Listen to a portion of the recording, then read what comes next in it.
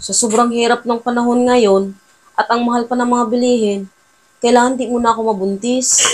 Huwag mo nang problemahin. Huwag kang mag-alala. Mayroon akong ibibigay sa'yo. Ano yun? Ito, panangga yan para hindi ka mabuntis. Sigurado ba to? Oo, subok na yan. Sabi mo hindi ako mabubuntis. Hindi na ako dinatnan eh. Pakiramdam ko buntis ako. Bakit? Binigyan kita ng panangga ah. Hindi mo ba ininom?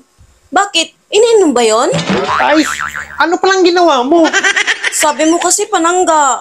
Oo nga. Kaya ito, binalot ko. Baka kasi mawala. Ikakabit ko lang siya pag schedule natin. Ginawa mo naman panangga ng usog eh.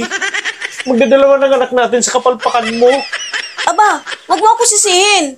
Sinunod ko lang sinabi mo. Yung una, calendar method. Ang ginawa mo, sinapin mo yung kalendaryo. Ang pangalawa, imbis inumin yung gamot.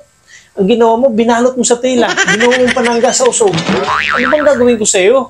Ibang paraan na lang. Para sure. Gusto mong sigurado? Tahiin mo na lang yun sa'yo.